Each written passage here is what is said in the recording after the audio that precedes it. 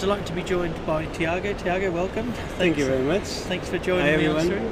stream. So, do you want to just let the audience know who you are and what you do? Of course, yeah. So I'm a dermatologist. I'm originally from Portugal, but I'm working in Amsterdam, the Netherlands. Okay, brilliant. And so we're here, what we're doing with Animal Cross and Nifper Island is that we're basically trying to create a community and bringing patients together so they've got a bit of a support network. Nice. So in your line of work, do you try to sort of involve the patient in decision making and that sort of thing? Yes, we have quite a few tools that we use. Sometimes we call it like a consult card or a diagram, a chart where we can see the different types of treatments that exist with advantages and disadvantages. Try to make it simplified so that we can then together choose which route we should go for each patient. Okay. And do you sort of see a difference with things like adherence or engagement when the patient's sort of more involved in the decision making? So definitely, we know actually that patient literacy, and that means if the patient knows what they are getting and the reasoning behind it, they are more likely to actually do the treatment more accurately and for a longer period. Yeah. So the challenge there is that now we get less and less time per patient. So we have less and less time to explain and take the time to actually have that conversation with the patient. Yeah, that is the sort of how you Exactly. balance it up. So we're trying to build like community shared space here. Do you get many patients asking about where they can go for more support? So we don't get many of those questions because it's such a short period of time when they are in their consult, maybe 10 minutes. People are worried about what the word means, the disease means, which kind of treatment they're going to get. When we build a relationship with the patients, then we get the chance indeed.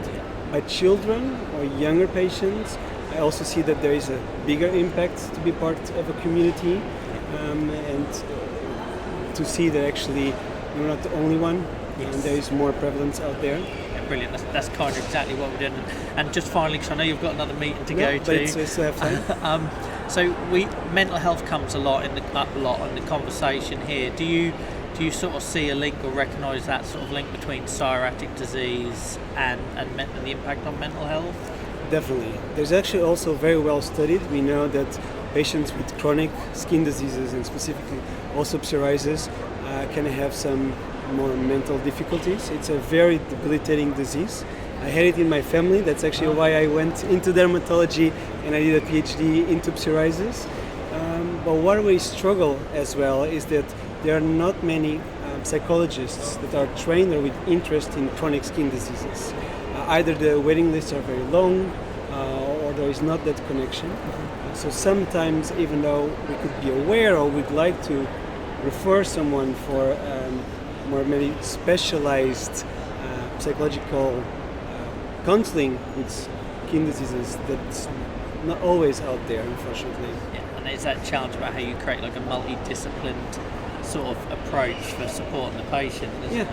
So what I was very happy to hear about this approach is that actually then you are doing yourself as a community and helping each other. Yeah. And that's also in terms of the patient associations, that also helps for the mental well-being, but this also, you are doing what you like and with people that go into the same challenges and be able to support each other. That's exactly it, because for a lot of us, things like gaming is an escape from reality and everything else. So if we can provide, facilitate that hobby and provide a place where people can have those conversations, it can only be a good thing.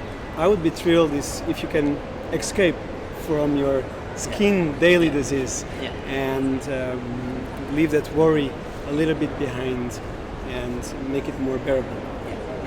That seems like a brilliantly positive place to end it. So thank you very much for your time. Thank you very much. I'm sure these guys watching at home will be grateful and enjoy the rest of the congress. Thank you. Nice. Thank you. Enjoy, guys.